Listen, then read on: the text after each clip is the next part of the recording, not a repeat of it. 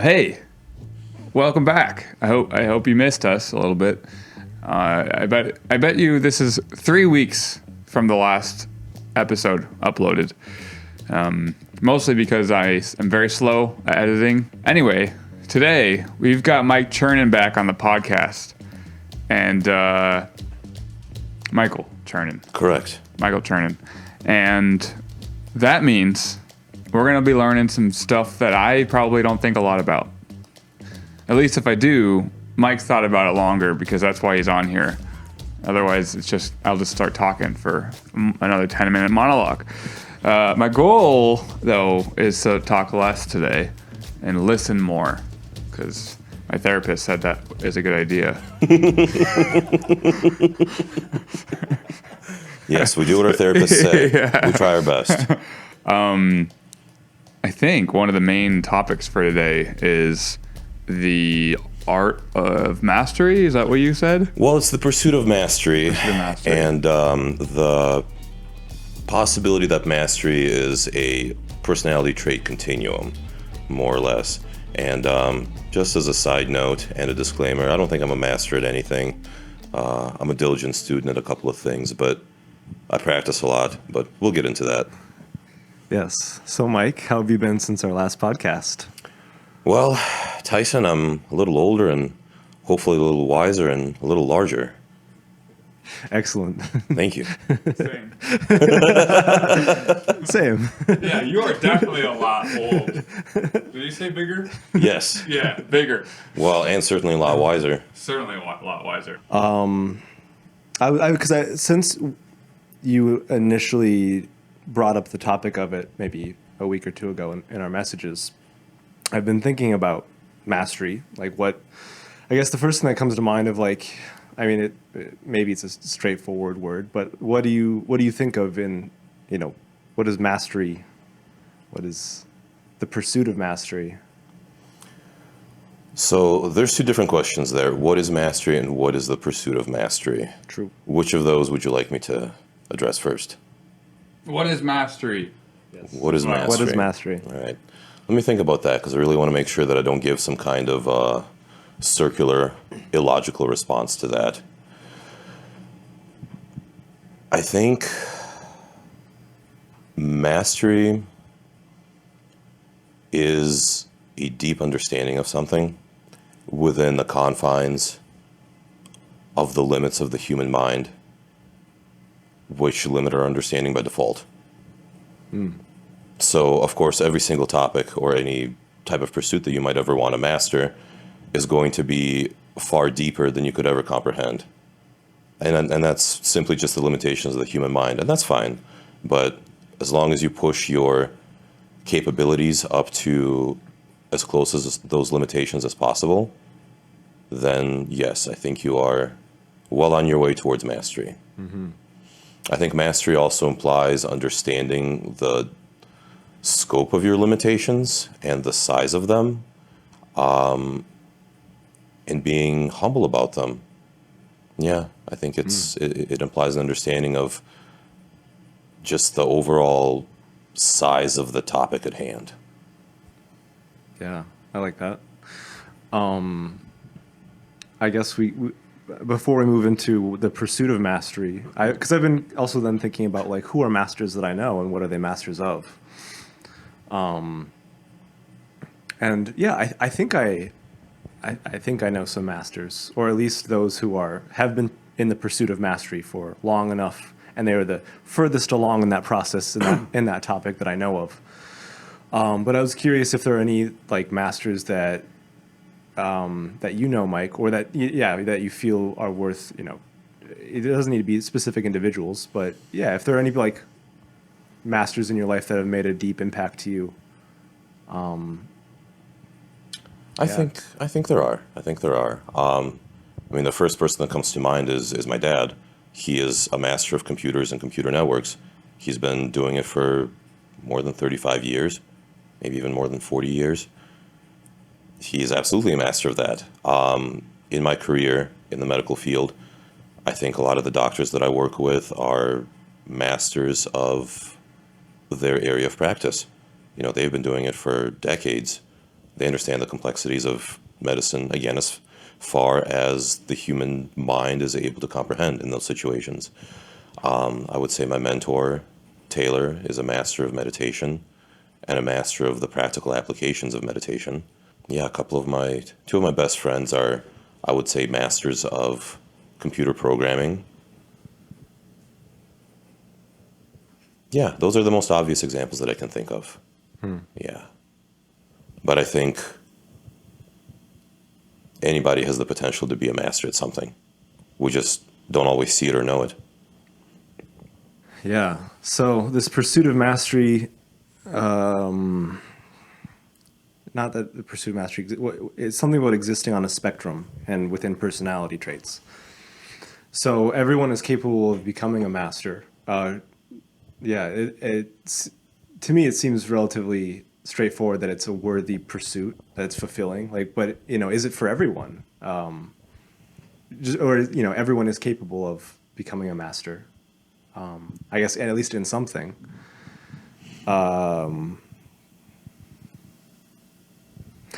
What things are you pursuing mastery of? Personally, I pursue mastery of strength, namely physical strength, and through that, I pursue a mastery of myself and my own mind. I pursue mastery of haiku. And recently I've been thinking about pursuing mastery in my career. So I'm an inpatient physical therapist. And I think there's at least two aspects to that. One is, of course, the technical, practical, cognitive aspects of that. And the second is a mastery of just human communication, especially in difficult situations. Yeah. And I will say that I'm not a master at any of these things. I train those things because training is that which gets you from being a novice, a beginner, towards being a diligent student, towards being a master. That's the process. But I'm nowhere near being a master, even though I train, especially the first two things, with substantial diligence and consistency. Yeah. Is it for everyone? Should everyone pursue mastery? Or why should one pursue mastery? Well, like we were kind of talking about before this podcast, I think the desire for the pursuit of mastery is a personality trait to a degree that exists on a spectrum. So on one end, you have people that would much rather have like a variety of not random, but just varied hobbies, essentially. Things that they don't invest too much time or effort in, or rather they don't invest too much in any one single thing. And they've got just this broad spectrum of interests, and I think that's fine. And they get a lot of fulfillment out of that. People like that, if they know that that's who they are and that's what they enjoy, maybe they don't really need to try to master anything. But I think a lot of people are somewhere, in between that and the other end, which is like strictly needing to master one or two things. And I really do think if you're going to master anything, you're going to master two things, maybe three things at most in your life, if you really want to call yourself a master of something. And I think a lot of people fall in between. And I think personally, I tend towards the wanting to master things end of the scale. And I think if you can really take a look at yourself and the way you behave and think and interact with the world, and you identify that maybe you do want to pursue mastery in things, you should try. Because I think society encourages people to be generalists more. It encourages you to take in little tidbits of information, most of which are, I think, entirely useless and only serve the purpose of like a dopamine hit or, brief entertainment or something like that.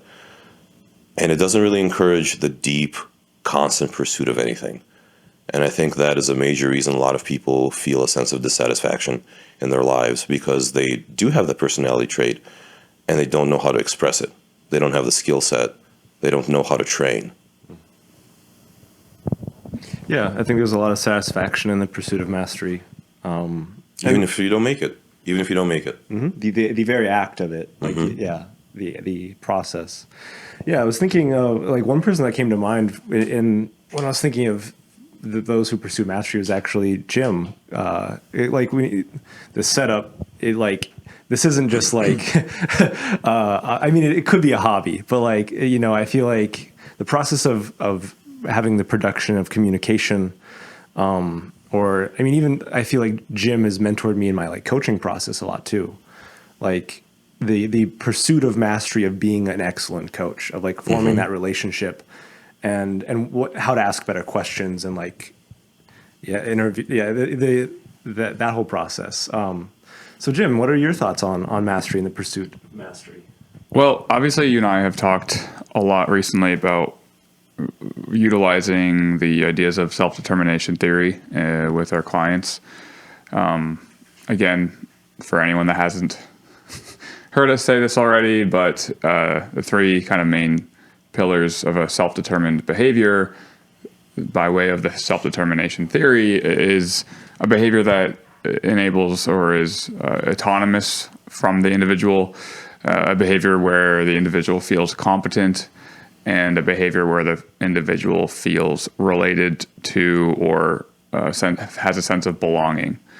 So when it comes to mastery, competency comes to mind, and it's, in the idea of self-determination theory, it's not about absolute relatedness or absolute autonomy. It's all subjective.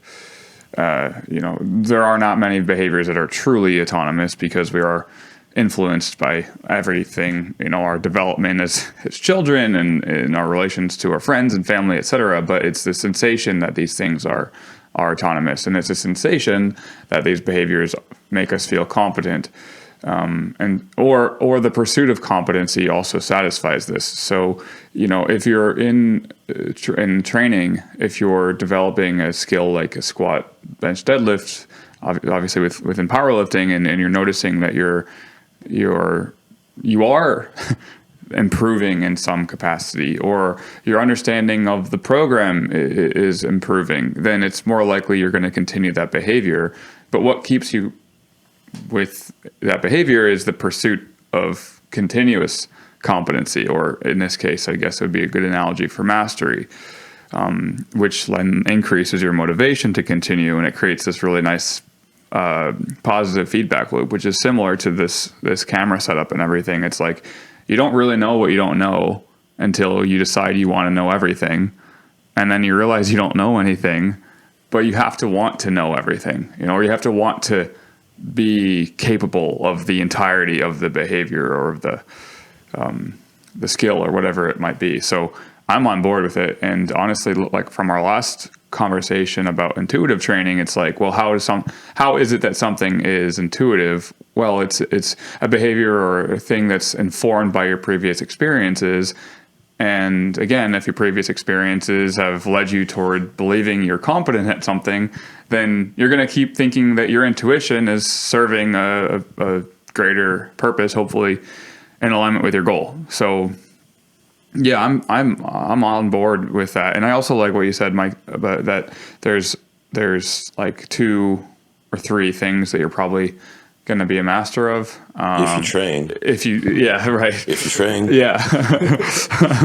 But even then you have to allow yourself to let go of it if it's not serving you the purpose, which is kind of fun, because then it's like, well, what else can I pursue mastery of, Well, if you're really going to try to make a serious effort to determine whether something is for you to master or not, you really need to sink a lot of time into that. And maybe sink isn't the right word. Maybe invest is a better word. I mean, invest a couple thousand hours into it. By then you'll know. Yeah. By then you'll know. Yeah. You will know. Mm-hmm. After 2,000 hours, you're like, I don't think that's me. Yeah, okay, you gave it an honest shot. I also think when you were talking about autonomy, I think autonomy is a prerequisite for mastery. Like, I don't think anyone can force you to be a master at anything. Yeah. Like, if there was somebody holding a gun to my head saying, you must write at least 5 haiku a day, I mean, I'd write the fucking 5 haiku a day. I would just not really enjoy it. And as soon as the gun was removed from my head, I'd be like, man, fuck these 17 syllables. Yeah, how are you going to maintain like the excitement and creative flow when you have this high pressure, you know, you better do this, motherfucker. Like, oh, okay. Yeah. I mean, to a degree, I sort of do that to myself. You know, I wake up and one of the first things I think of is, okay, my daily quota is to compose 5 haiku today. And there has not been a single day in my life ever since I established that, you know, a year and a half ago that I didn't meet that quota. But like, once I meet it, yes, there's a sense of relief. And actually, once I meet it, I usually start writing more and I start writing better ones. Because it's like, oh, I just got through those first 5. I've relieved that pressure off of myself, and now I can actually be like a little bit more creative. But still, you know, that's still training. I'm still getting some junk out of my brain in the thought form that I want to compose them in, and then my brain is a little bit more free. Yeah, I think. I guess I like the way that Jim phrased it, but to me now there's like a connection between intuition and the pursuit of mastery, and there's certainly is a place for kind of forms. Like there's a place for guidelines. I mean, if you take it to like training, there's a place for having kind of like program structure to like learn and just do. And I think, there's kind of like a prerequisite experience before you can start to trust your intuition. Maybe I think there's probably always a place for intuition. It's just learning how much to apply it and you know what it even is. But I'm certainly interested in talking about it. And since when we first did our podcast, I feel like and between that and like the Reddit post you made, kind of outlining your training structure style, or as Jim called it, it's like an art form. Like it really did inspire this training style that I've been the last like 7 months, I would say, really embodying. Since the podcast, really, right? Yeah, I would say the podcast really did spark it. That makes me really happy. Yeah. And look at that. Now you're wiser and larger. Yes.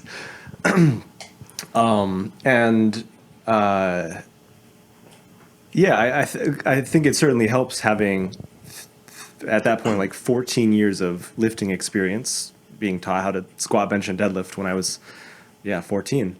Do we have the same amount of lifting experience? Because I have 14 years. Oh, yeah. Wow. That's cool. That is cool. I started when I was 12. How old are you? 2 years older than me? Yep. But I didn't start squatting, benching, and deadlifting, just benching and like rowing and stuff. Yeah, it's still training. Yeah. Still training. Still training. Still training. And so obviously have tried not all of the programs, but many of the typical ones that most people try in their journey, and then going through these different like philosophical like approaches or ways of viewing training. I kind of have all of that benefit to then apply my intuition to, or I've learned from. But yeah, I guess I'm curious, Mike, on your, how would you describe your implementation of intuition in your like training decisions, whether it be an exercise selection, load selection, something we can take these topic by topic, but for me, warm-up sets have really been, there's like a subtlety there that like I have a enhanced performance due to my load selection and warm-up attempts. And I was doing pretty good before, but I think I did gain something in watching the way that you warm up too. What specifically did you gain? Or like, what was I doing? Because I probably don't even think about it. Yeah, it's hard to like. I don't know. Warming up is pretty straightforward. Like you increase your body temperature, you practice the movement, you try and take enough low jumps that you like. It's not taking away resources from your top effort, but it's also like enough to get you fully online. There's nothing like, it's pretty basic, but yet there's like,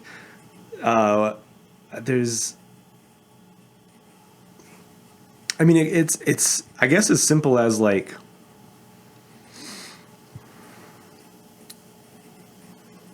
Paying attention. paying attention. I guess really just I'm taking more warm-up sets. I mean, I think obviously also as you get stronger, you need more warm-up sets to get there. But more warm-up sets, maybe longer rest times between some warm-up sets. Going when you're ready. I'm struggling to like say or articulate anything unique in it, but I know there's something different that I'm doing that's hard to describe, and I can tell it's been influenced. Fair enough.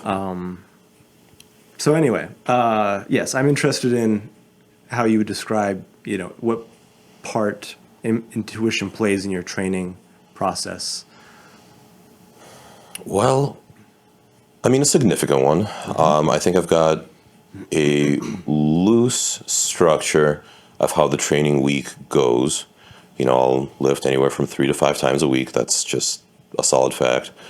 Usually the main focus lift on the first day is a press, the second day is a squat, the third day is a press again, and the fourth day is like a back day, or maybe like another squat and back. Doesn't always have to be that way. Sometimes I'll press 2 days in a row. Sometimes I'll squat a few days in a row. Usually not doing heavy back a few days in a row. Don't want to get too crazy. Whoa there. But as far as exercise selection, I just revisit certain lifts when it's time to revisit them. I've got like a rotation of bars that I press with, right? I press with a straight bar. I press with an axle. I press with the football bar, and I Viking press. And usually it's those 4 in a pretty constant rotation as the main movement. Then usually it's the same bar for like a secondary type of press. Then like kind of something goofy for a tertiary press, like I don't know, behind the neck press or like a leg press or just something, right? I like doing a 2 to 3 pressing movements on a press day. Squats, it's usually, again, several different bars. Straight bar, axle, camber bar, safety bar. Started doing football bar squats now, which is a little ridiculous, but pretty effective. Yeah, it works. Is it like a front? No, you put it on your back. What? Yeah, you take the football bar and you put it on your back. Tyson described it really well. It's like having a big person sit on you. Oh. Yeah, it's essentially a low bar squat. Okay. It almost feels more like a low bar squat than a low bar squat does in an odd way. Mm-hmm. Then I'll do... I'm scared, like, thinking about that. Well, try it. Maybe there's really nothing to fear. Yeah, I'll show you today. You're going to learn today, brother. Like it or not. Front squat of some kind. Then there's a secondary squat. Usually that's same bar, different bar. Maybe paused, maybe not. Different rep range, similar rep range. I don't know, just to PR something, because again, it's always the goal, right? Yeah. Do something I haven't done, hit a small PR in something, add 5 pounds somewhere, add 10 pounds, add a rep, just something I haven't done. Assistance lift, I'll kind of just go through my big exercise options list and pick a couple things and go a little crazy. Because I'm trying to implement this kind of like really intuitive training, but teach it to my clients. And, from a client that's been basically, hey, here's the program you're going to run. We're going to modify it every week or 2 weeks or whatever. But now going from that to show up to the gym and do what feels good. You can't do that. You can't just like switch them like that. It's not a switch. Yeah. It's a process that they'll have to get into. I think, so I think I mentioned this last time I was on your podcast, but I was never really a program follower. I was just like shitty at following programs. I don't even know how to read a spreadsheet, to be honest. But can't read anything. Barely even know what a number is. Unless it's 5, 7, or 17. Yeah. But I think if you're going to increase a client's autonomy, or if they show interest in increasing autonomy, I think a good point to start would be, hey, what assistance lifts do you think you should do? Like, ask them that question. What have you found to be effective in building your XYZ lifts, the lifts that are important to them? And then start to maybe probe, do you think you can screw around with the rep ranges on this, or like the volume on this assistance exercise? can you make this assistance exercise a little bit different than how everybody else does it? Like, would that be useful? And I think once you start doing that with like assistance lifts, and they get proficient with doing that with assistance lifts, and they're getting good results, then they'll get the confidence and the autonomy to maybe start translating that to their main lifts. Now, if you've got someone whose goal is to squat, bench, and deadlift and put up a good total, Constraints are a bit. right, it does. Yeah. It does. I think there's room for it in powerlifting, of course, but I'm not a powerlifter, so I'm not going to speak what I don't know about. Yeah. One of the things that I want to reinforce is just like asking good questions has kind of been a part of my coaching process that I'm not sure is commonplace in the industry. Like, I guess I am patting myself on the back, but with the coaching clients the clients that I work with that are coaches, I encourage them to ask their clients, a list of questions that they would find interesting, but more so to help them engage in the process of the training so that you could eventually shift into more of an intuitive approach. However like structured you want it to be, the more the lifter knows about kind of what works and what feels good and why, the easier that's going to become. Because like you said, I can only really do this with these two lifters I'm working with right now who have been working with me for 3.5 years, 4 years, and like kind of have an idea of why we've been doing things. But like you mentioned, it's like, you can't just go, okay, now go do what you want. I guess. Well, then you just fired yourself as a coach, essentially. Well, I guess the way that I feel is I'm more like, if I do that, that means we got to communicate more. So what I'm doing is kind of either basically weekly calls with anyone that's doing an intuitive approach, and then more daily interactions over like WhatsApp. Hey, how are you feeling today? What do you think you want to do? And then see if because I actually got to go do that before this podcast ends, because one of my lifters is training today that I did switch this flip on, right? Flip the switch. Yeah. Switch the flip. Everyone understood.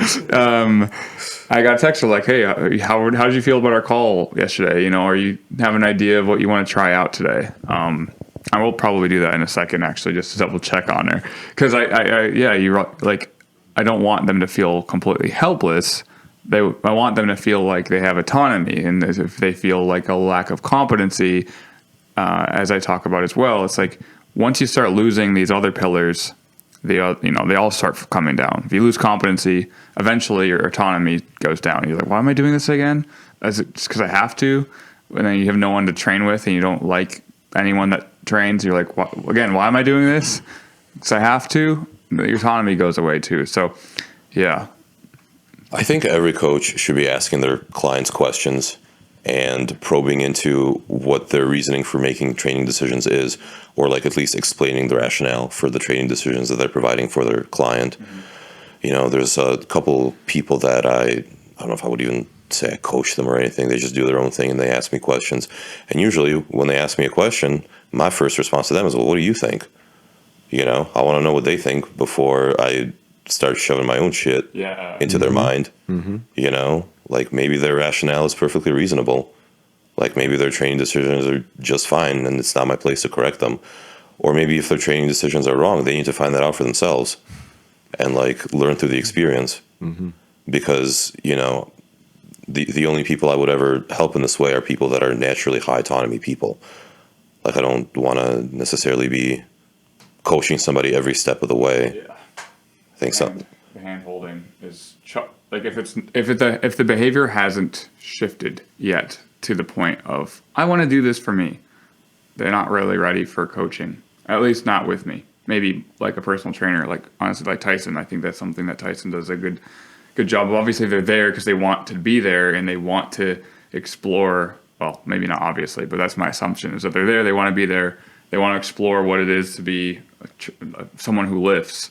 And, it sounds like that's kind of what your role is like to shift them from kind of lower to higher autonomy levels. Yeah, I see my role as a trainer because there are some people who just like know themselves well enough to like, I just need an appointment. I need a time to be there. I need that. And I'm glad I have those clients, but I really emphasize like helping my clients get to the point where they have like a solo day, and the things we do together, they, as soon as they feel comfortable doing one or some of the movements, they do it on their own, and then it just builds organically. And as their repertoire, as the number of movements they feel comfortable doing increases, it just naturally, and they like gain that, yeah, they gain their competency. They train more on their own, and it's like a positive upward cycle. Like their results increase. They listen to their body more. But yeah, I'm interested in helping people get to the point where there's like a shift of like training is this thing that I do because I know I should or I think I should, to where it like becomes a thing that they do for themselves because they recognize the benefit, the difference that it makes even in just your day-to-day, your energy levels, your mentality, the way you relate to yourself. There's like a whole figure ground reversal that happens. And that's what I see my role as a trainer as, getting people through that process or towards that process. Well, I think that's beautiful. I think that's what every trainer and coach should do. Yeah. Is to promote maximum autonomy in those that are capable and willing of exercising maximum autonomy. It makes me a little sad to see people that have been working with the same trainer for years and they still seem to need the same level of guidance that they did when they first started. Sure. It's like, why have you not increased this client's autonomy? Or why have they not increased it themselves? Like, are they still just coming in because they feel it's an obligation or like a necessity? Are they personally getting anything out of it? And it just kind of makes me a little sad. I was thinking about how if you really give a shit about mastering something, your life becomes very simple. Your life becomes very simple. And that simplicity is beautiful and rewarding. I've kind of realized over the past couple of years, especially when I've really been focusing on the idea of pursuing mastery and like viewing the entirety of my life as training, essentially, that I really care about very few things. Like if it doesn't concern my mastery, my family, the people closest to me, or, my core values or well-being, then I just don't give a shit. I couldn't care less. I don't know who won the Super Bowl. The other day, I couldn't remember who the governor of the state was. It's just like, why would that affect me in any way? Hey, did you hear what so-and-so politician said or did? No, and I don't want to. I don't want to know those things. Because they have nothing to do with the things that I truly care about. But I think by freeing myself from that clutter, so to speak, gives me a lot more room to focus on, again, mastery and self-improvement. And I think I've got such a long way to go before I could even call myself an advanced student of the things that I give a shit about, before I can even call myself an advanced student of being a good person. But I'm training, and that's what matters. That's what matters. And I encourage people in general listening to this to train. Try viewing your life as a training endeavor and see what happens.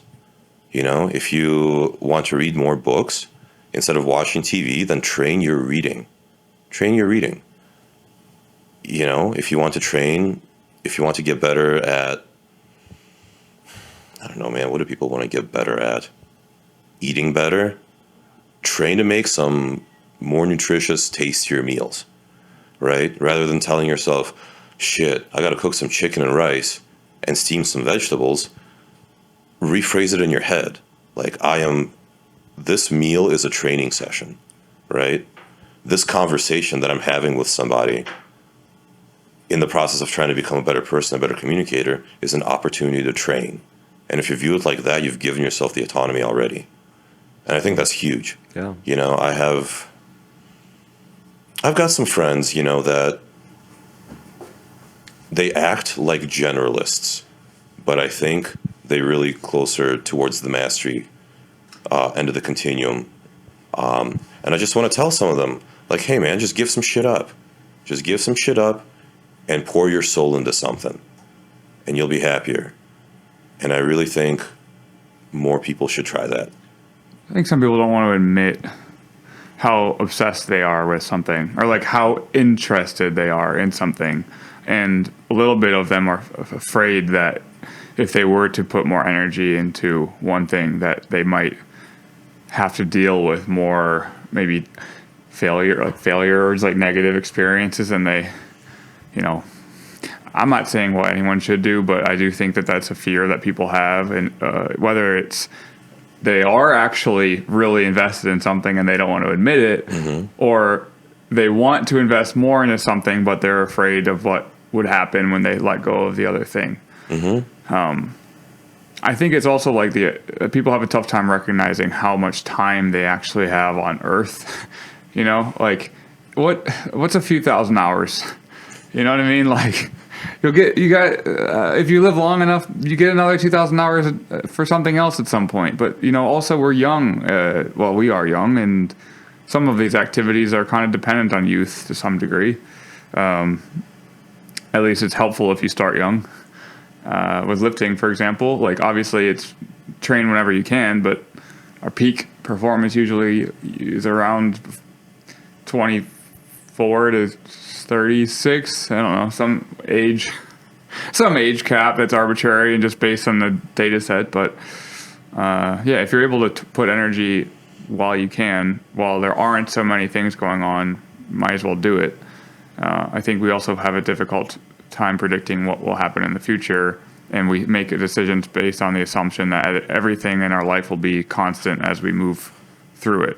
So sometimes you're risking a lot more by not investing harder earlier in certain activities. There's a lot of examples I could bring up, but yeah. I think a lot of the fears that people have about trying to master something really are quite unfounded.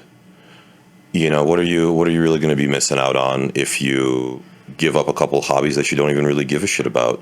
Maybe you only do some of those hobbies just to say you do those hobbies, whereas you've got interests that you really want to sink your time into, but you're not because you feel like you got to keep up with some shit hobbies that you don't even care about.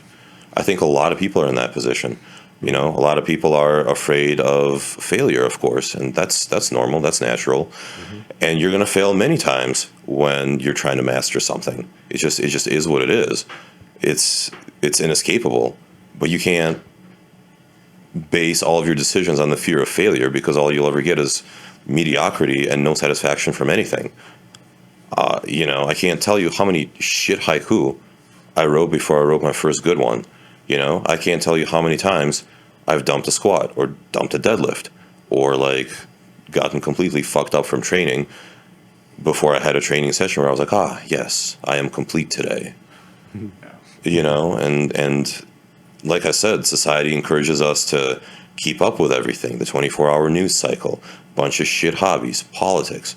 Man, if you give all that up, you will be surprised at how much time you have. And you know what you could use that time for? Mastering shit. Yeah. Yeah. Hell yeah. Hell yeah. I want to talk about compensating for a second, because, I like to buy stuff to get myself motivated. This isn't a sponsored ad, but it just showed up. I really haven't enjoyed my knee sleeves for a while. I mean, they're fine. I didn't really care to buy any new ones because they're knee sleeves, but I remember using these Stoic knee sleeves before my last meet, and I liked how they felt, but I was like, well, whatever, it's not probably going to make a difference, and it probably won't. However, I do find that what I tend to do when I'm trying to pursue mastery is buy shit. Why?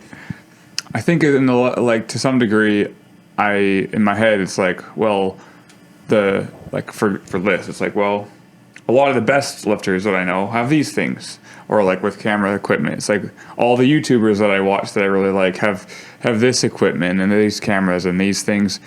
And, the more I invest, the more I realize what the real limiter is. And often it's not equipment. It's not the knee sleeves. Yeah, no, exactly. I mean, for sure. I definitely didn't buy these for that. I just liked how they look. I didn't think my knee sleeves matched my aesthetic. So I needed something a bit more neutral. Black, match my aesthetic. Let's open them up real quick. Look at these babies. They're fucking huge. These are way bigger than the other ones that I have, so I have no idea if actually they're going to be good for my quad size. But anyway, I think a lot of people do that as well. To me, that's interesting because it touches in or ties into identity. Like when you take on the identity as one who is pursuing mastery versus like, I mean, I don't know. When I think about things that I'm pursuing mastery in, outside of like lifting, meditation, pottery is one that I could see myself pursuing for a lifetime. Like it's a very like grounding activity that rewards presence. It rewards being very with what is now. Part of it is just like the hours of experience. Like there's a certain amount of hours it takes before I take on that like identity as one who's pursuing mastery in a topic or domain. A student. Mm-hmm. Yes, that is. A certain amount of time and effort has to be put in before you can even call yourself a student. Yeah. Before that, you're just trying things out. Yeah. And that's fine. Mm-hmm. Absolutely. You need to try things out. That's the first step. But you said pottery is something that rewards presence. It's an activity that rewards presence. And the first thought that I had was, name me an activity that doesn't reward presence. I mean, especially in the pursuit of mastery, right? Right. Yeah. But I can't think of a single one, not a single thing that doesn't reward I agree. the concept of presence. I agree. Yeah. I guess it just feels especially poignant in pottery. But I agree with you that things that are worth pursuing mastering do reward presence. Absolutely. And you have to increase your ability to be present with the thing that you're trying to master in order for your mastery to increase. Yeah. And I think that holds true with everything. Mm-hmm. Yes. Oh, sorry. You're good. My butt's too big. I wanted to add that as someone who does have a tendency to invest in maybe not there's always a limiter for why you're not moving towards your goal, or maybe there's a few, but I would say sometimes when you're not present with what's actually happening and what the real limiters are, you may invest into, I wouldn't say the wrong things, but maybe not the most the highest return investments. So I did buy a new camera so we could do these podcasts because I think having two cameras is better than one.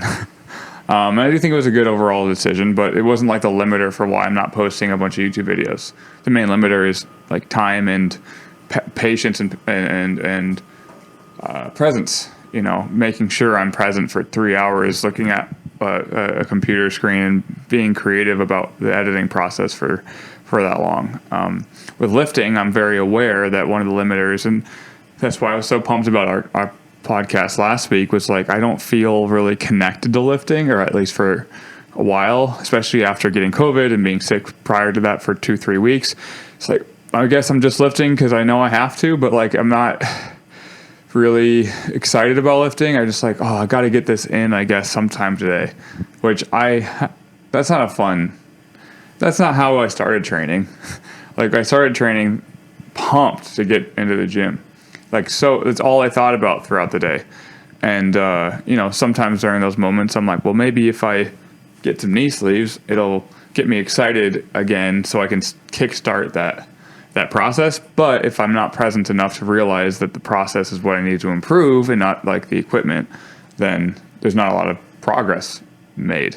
So I can imagine that's a pretty common thing, especially when you are in the age of social media where, if you're not present with your own lifting and you're focusing on everyone else's lifting, it can very much feel like everyone is making progress and you're not, at a rate faster than you, or, and that's something I talked with Tyson about and also my coaching clients is like, it's the relative competency and the subjective competency that matters. So if you make an absolute improvement in something that you care about that's related to the behavior that you're engaging in, that doesn't necessarily mean that you will feel the subject or the absolute improvement. You have to recognize improvements where they come and try to validate that moment, in a way that makes you remember, like, I actually am doing better. Instead of what I think happens a lot is like not downgrading, but what's it called when you don't give yourself enough credit for your achievements? It's like downplaying, yeah. Downplaying your achievements. And it's like, you don't have to be winning everything to be happy about your improvement or to be satisfied for the effort you put in. And if you're only paying attention to one variable, like your estimated max or something, you might forget that your 8 rep max improved. And that's fucking cool, A lot of different things. It just depends whatever it is that you are paying attention to and what is actually limiting your overall improvement and bringing awareness to your overall improvement. That's my take, I think. The process of intuitive training was born out of a kind of I don't know if I want to say falling out of love of training, but there was like some deep psychological burnout that I resolved, I guess. Like I kind of fell in love with the process in a way that it was very reminiscent of like my earlier days of training, but I guess now with the added benefit of all the experience and wisdom that I've gained. So yeah, I feel like relying heavily on intuition to make training decisions, especially like the bigger variables like exercise selection and rep ranges. I mean, because I've been skewed very heavy on like very free form, like no training plan. I keep a training log of. I've really enjoyed having a physical form notebook. And so I'll certainly like look back on what I did and kind of set expectations of like what I think I'm capable of, or like all of my warm up sets too of like what jumps I made. And so I certainly like use that to help inform what I'm going to do, but I don't have a training plan any days currently. I just train the next day as soon as I can, and I train. I also focus on the whatever I decide my first movement is, I get as much out of that movement as I can before I move on.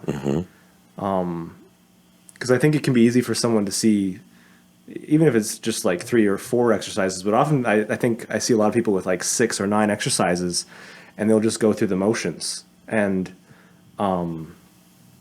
And so there were sessions where it's like I started with weighted pull-ups. I did weighted pull-ups for like an hour, just because I had more to give. I really liked warming up with like heavy doubles, and I would like reach a peak performance in that, and then I would reduce the load a little bit, maybe hit 5 rep range, maybe 8, maybe 12, maybe 15 plus, and I would rest 3 to 5 to 7 minutes, especially between some of those. Once I had hit failure in a rep range, I needed more time to recover, but like. Yeah, I would squeeze as much as I could out of that movement until it felt time to move on, and then I would move on. I think more people should do that.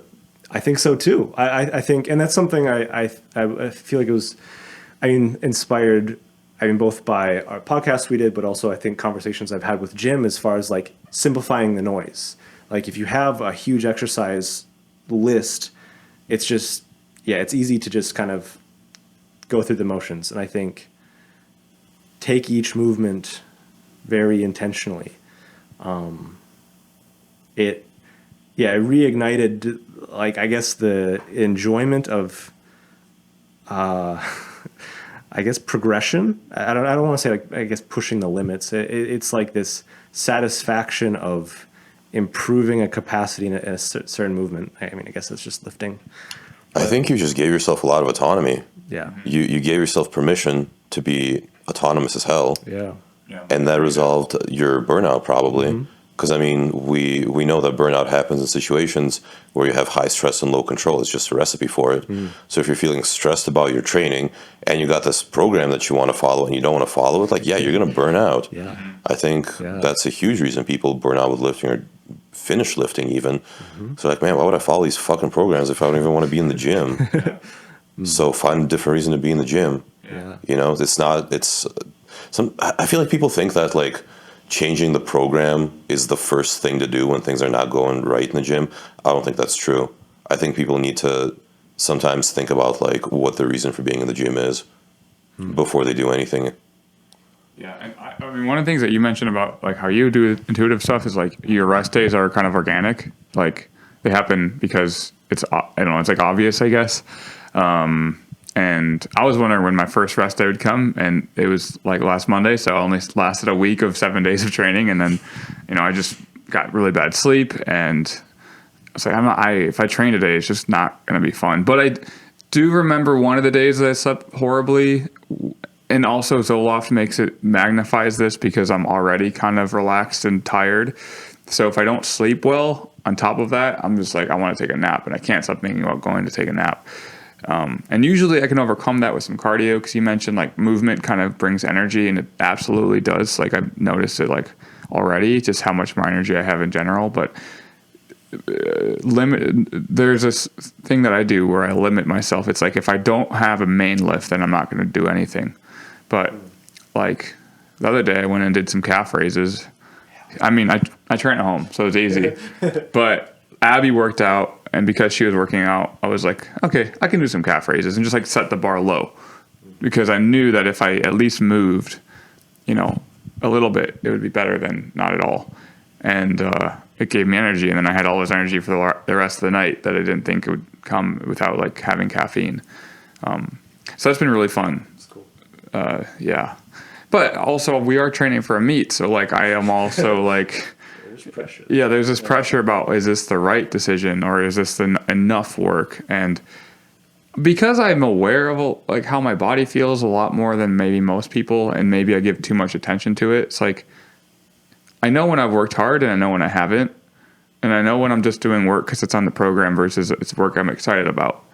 And from a practical perspective, understanding a bit more about mechanical tension has been really nice, because like when I think about my volume work or my back off work, I'm thinking about like getting a lot of mechanical tension and just like challenging the muscle tissue.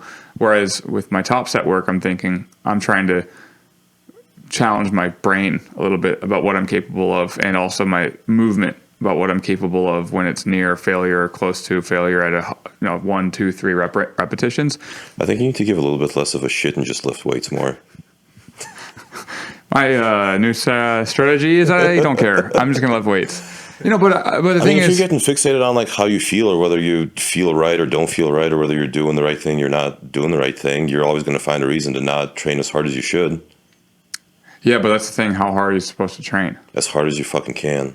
But that's what I mean. If the hard as you can is doing a set of 10 on calf raises at a 9, I want to do that. All right.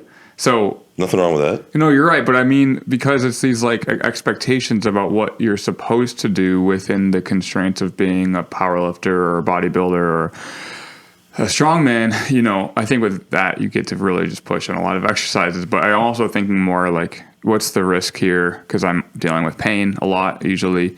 And so I'm always thinking, usually I am thinking like, is this going to make me, am I going to be able to recover from this? Not only from a physiological perspective, but also like, what about the chronic pain that I've been having? Is that going to make it worse or better? And being in the gym more means I have more opportunities to modify and adjust.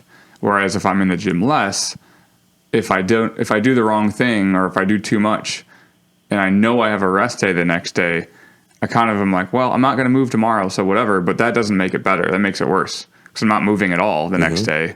And then I'm like, time to train again next, Thursday or whatever. And it's like, I haven't even moved since I did my last heavy squat session, and that's not good. So for me, it's more like, I don't really care as much about what I'm doing, but as long as I'm in the gym right now, that's good.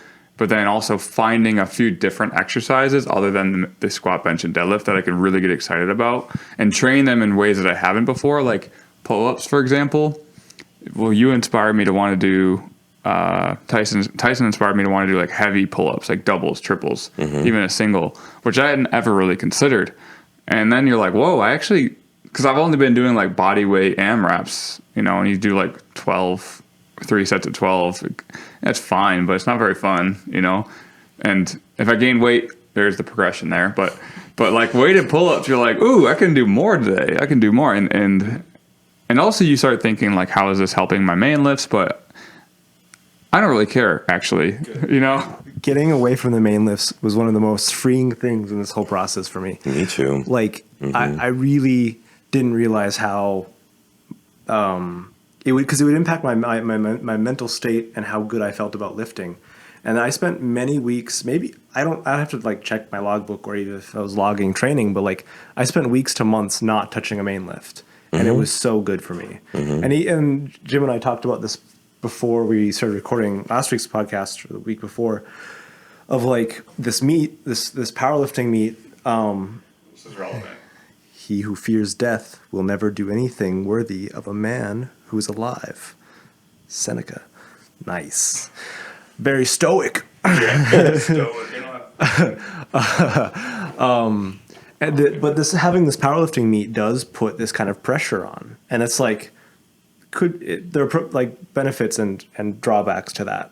But it's been interesting for me to adapt my intuitive training approach to a powerlifting meet, and honestly, it hasn't changed much. Or when I do allow it to change too much, I notice more drawbacks. You know, the crazy thing is, man, your intuitive method makes you stronger. Yeah. And the crazy thing is that people don't realize is when you get stronger, your power lifts go up too. Yes, Imagine that's exactly that. what I've been experiencing.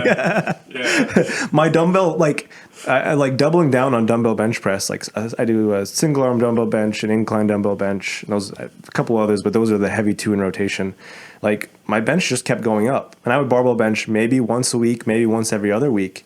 And every time I touched a barbell, I was like, holy shit. Like it was just like very apparent, because a part of it was like rep ranges that you haven't touched before are like untapped potential. Like you developing a muscle's work capacity in a place that you haven't developed before, you can always circle back to what you're doing now and it'll be better for it. And so, yeah, I mean, it's just as simple as that. But yeah, getting away from the constraints of the main lifts and even like the constraints of like the identity of being a powerlifter, or even like being a bodybuilder or being a whatever, there's pros and cons to having identity in those things, or how much attachment you have to them and how they inform your decision making. But like getting away from the main lifts was really good for me, and it continues to be. I still enjoy them. But now that because I put them on the back burner and now I'm kind of bringing them back in more, like they feel better.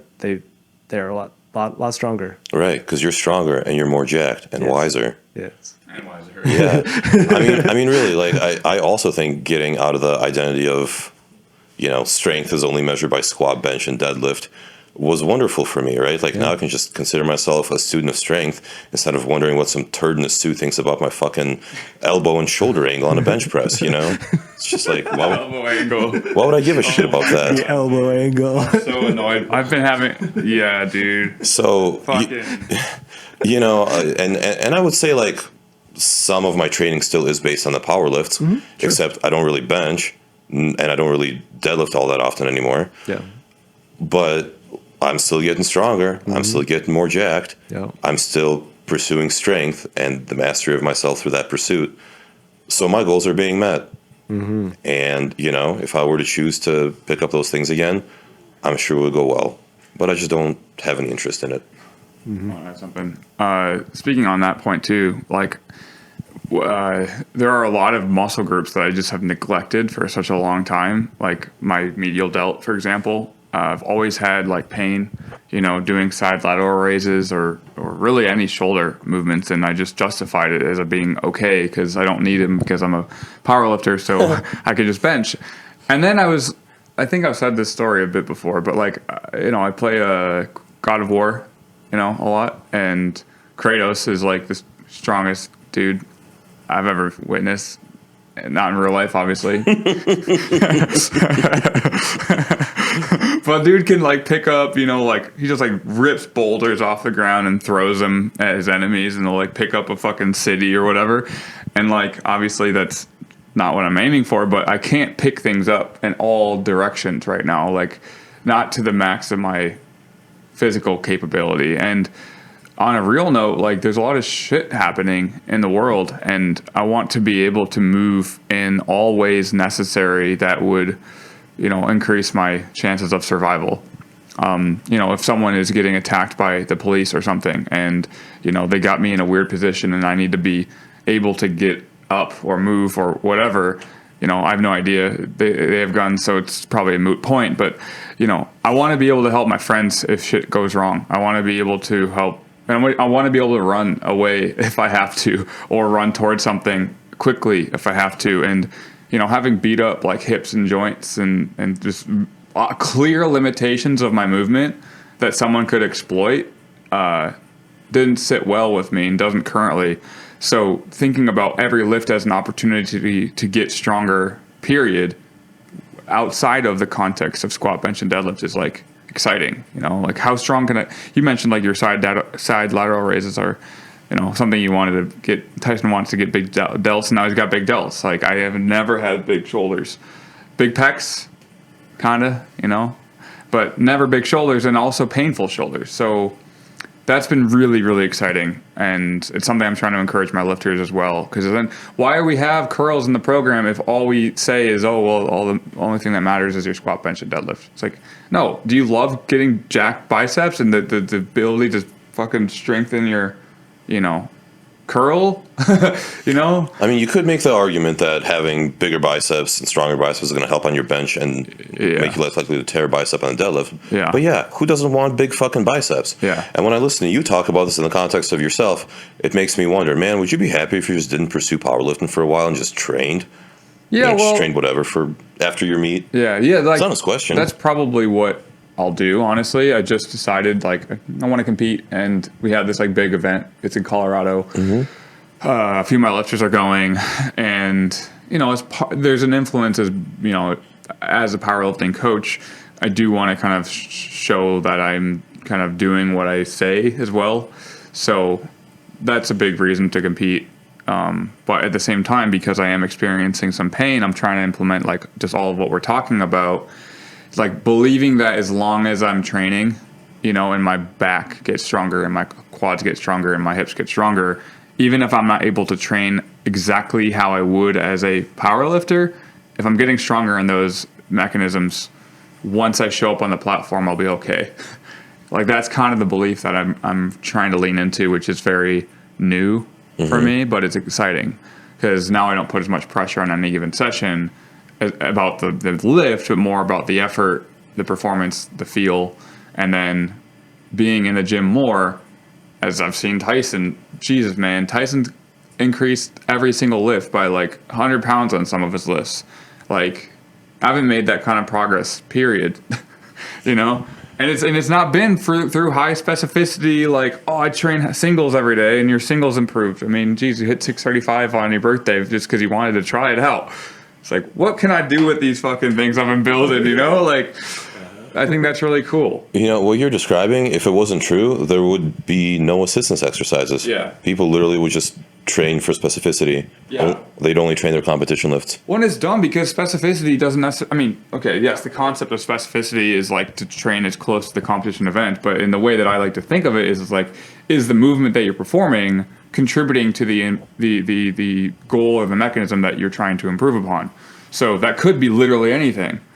And the people that think specificity is really, really important, I think they're right, but not in the way that they might think that they're right. Especially if sport performance is the goal. So it just gives credence to a lot of what we're doing, and also even the training styles I've been implementing with my clients for a while has been like, is this exercise helping the main lift? But more so is it making you feel good, because then we bring in motivation back into the equation, and we know that motivation contributes to neural drive and your ability to recruit more motor units. So who cares if it's not directly contributing to the lift, if it gives you excitement, and then when you do your squat, you're excited, or you do your deadlift, you're excited, and have been training, it's probably going to turn out in a good position, I think. You have to want to try hard. Yeah. And if you're not in that place, I can relate to that. But yeah, circling away from main lifts or whatever those constraints are that are limiting you from wanting to try hard, like that needs to be addressed. Because like a set where you try hard is a It's a really good set. It's a big stimulus to build muscle and get stronger. But you have to want it. It feels good. It does feel good. It feels It's beautiful. amazing. It's a very complete moment. What do you think about this?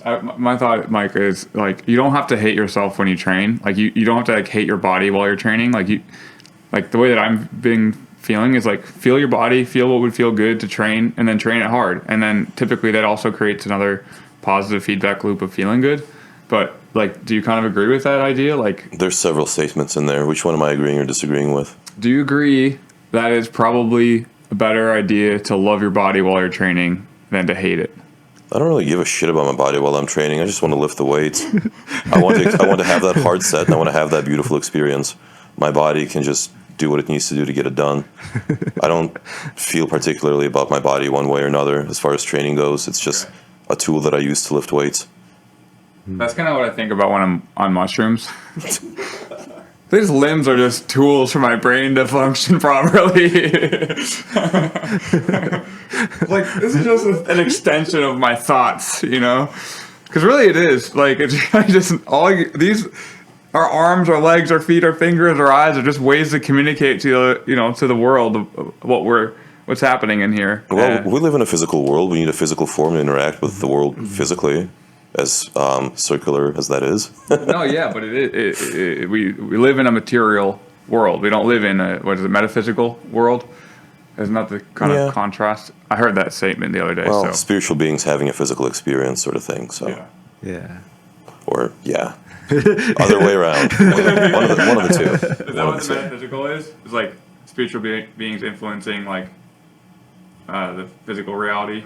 Is that what that is? I don't know. I'm not qualified to speak on that, so I won't. Mike, tell me, what does all this word mean? Was there another statement in what you said before that you want me to agree or disagree with? The other aspect, well, I guess I'm going to ask a different question. Is Sure. What is the beautiful experience to you then? You said, I use my body. Hard set. Okay. A hard set. Is it like the sensations you feel from the hard set, or what is it? Like, how do you know it's beautiful? Like, and is it always beautiful? Like, you know what I mean?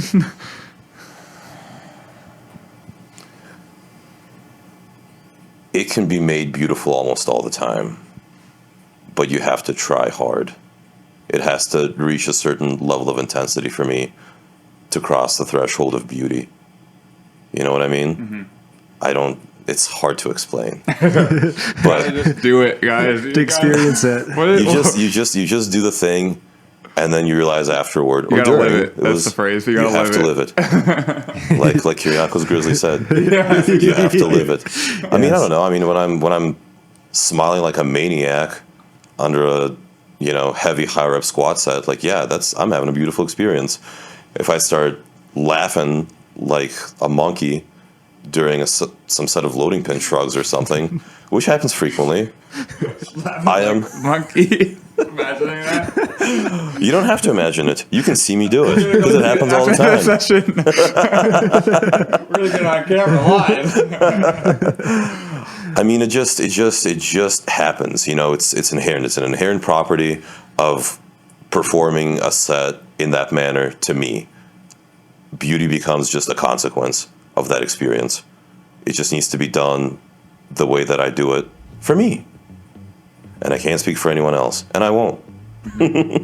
I love that. Yeah. I think that's a good place to wrap up. Yeah, do you want to check if we have any questions? Yeah, let's see. Sarah says, actually someone said, are nightmare deadlifts a good variation? What's a nightmare deadlift?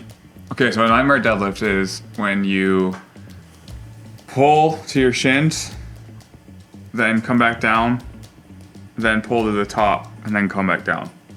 Yeah, sounds great. Yeah. Have you done them before? I don't know.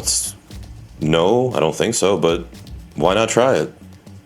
I'm going to message them specifically saying, I haven't done them before, but it sounds like it could be useful. Yeah. It sounds like a shittier way. Hard enough. It sounds like a shittier way to do a pause deadlift. Yeah. And I'm all for making things shittier. Right. Right. Shittier in the positive sense. Yeah. Yes. Mike, thank you for your discussion. Hopefully we get this done within 2 weeks. Thank you for having me. Yeah. We're gonna go train now and promise that we do what we talked about today while we're in the gym. I hope you do too. And we'll see you in the next episode.